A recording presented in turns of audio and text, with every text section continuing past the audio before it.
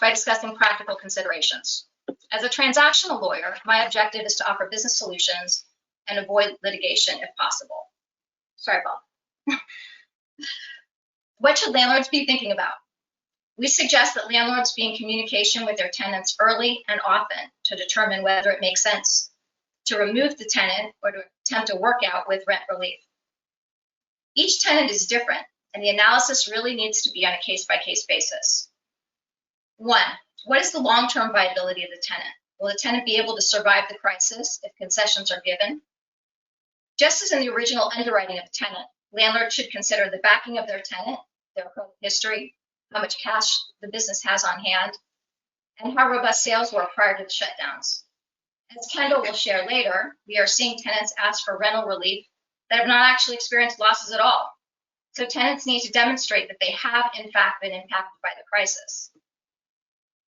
2, landlords need to think about how the tenant is organized as a legal entity. If it's a limited liability entity with little to no assets, filing an unlawful detainer action with a claim for damages might get the space back, but little else. 3, did the tenant sign a personal guarantee? If yes, then failure of the entity is less of a concern. If there isn't one, a landlord should consider adding one in exchange for lease concessions. But a personal guarantee is not a slam dunk solution if the guarantor has multiple creditors. I'm currently advising a franchisee with 2 leases and personal guarantees in favor of the franchisor and landlords. We hope to be able to restructure all the relationships. However, bankruptcy of the guarantor is an option if all else fails. As many of you know, a bankruptcy trustee has the right to either accept or reject a lease, and in the case of rejection, the most a landlord may recover in damages is the greater of 12 months rent, or 15% of rent for the remainder of the term, not to exceed 3 years. And it's an unsecured claim, which means the landlord gets in line with the rest of the unsecured creditors. Landlords should find out whether the tenant received a PPP loan or other SBA disaster assistance loans that may have provided the tenant with some liquidity, at least in the short run. Tenants are able to use up to 25% of the PPP loan proceeds for rent and utilities. And then, of course, looking at the term of the lease and rent compared to market rents and determining whether the lease is worth preserving. If it's at or above market, concessions might be appropriate because between delays in finding a replacement tenant, TI and brokerage costs, and market adjustments, it could very well be more costly to re-tenant the space than make concessions. And don't forget about your lender. Depending on the size of the lease in relationship to the overall project, making rent concessions could require lender approval. Typical loan provisions that come into play in these situations include requirements that the lender's consent be obtained to material lease amendments, notice to lenders in the event of a tenant default, financial covenants, including debt service ratios and minimal level of cash flow. And also, personal guarantees can be triggered if a borrower does not bring the lender to the table when required.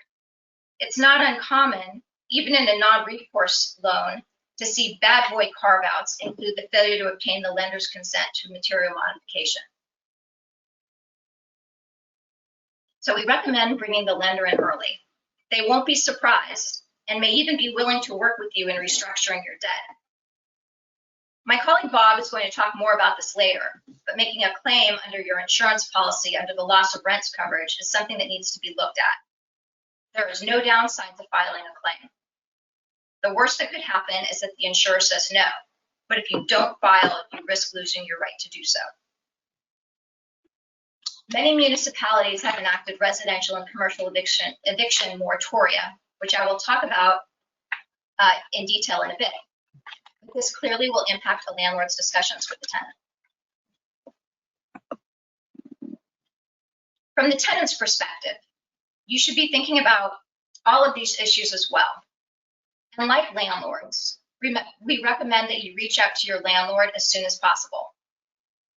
And also have a professional review your lease for leverage points and gotchas. They're all very different. Before requesting a rent concession, a tenant should do its homework. and be prepared to demonstrate their loss and actual need for a concession with bank statements, balance sheets, prior financials, evidence of lost business, or other supporting documentation. Tenants also should be prepared to demonstrate that they have applied for PPP loans and the various disaster relief programs. I've spoken with several clients about local eviction moratoria, which typically allow for the deferral of rent, but not forgiveness, for up to 180 days.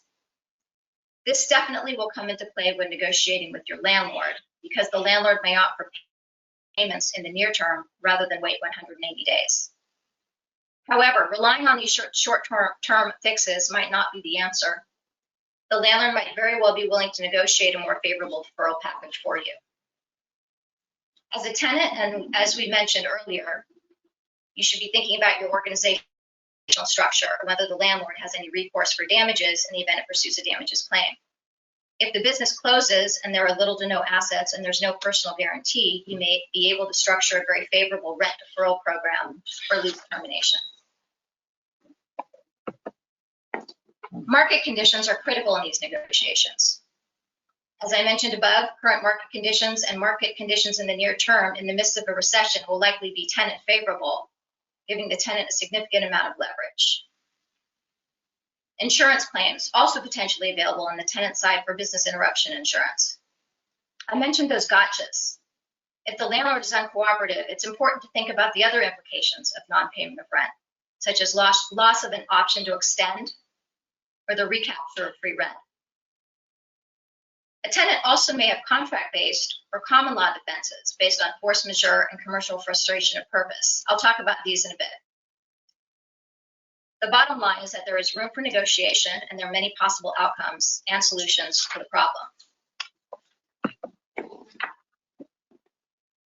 Most landlords hold a security deposit. It could be applied to outstanding rent, and doing so likely would not violate the local eviction moratorium ordinance. A landlord could agree to collect CAM charges, but defer all or a portion of base rent. I'm seeing many landlords agree to deferring or reducing rent in the near term and amortizing any deferred portion over the remaining term of the lease or a shorter period of time. Or you could tack it on to the end of the term. I have a profitable, successful restaurant client in downtown San Mateo that was forced to shut down as a result of the SIP. The landlord and tenant have a very good relationship and agreed that it's not equitable for the tenant to bear the entire risk of these challenges, and that sharing of the risk would be appropriate. So we suggested that the tenant pay its pro rata share of the landlord's debt service, with the balance being deferred over the remaining term of the lease. The landlord said yes to that. If a landlord makes concessions, the question is, can it get anything in return, such as a personal guarantee, the extension of the term, elimination of restrictive use provisions or right of first offer, just some additional things to think about.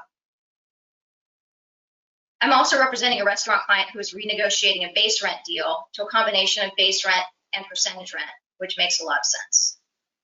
Another thought is tying reduced rent only to the length of the shutdown, subject to an outside sunset date.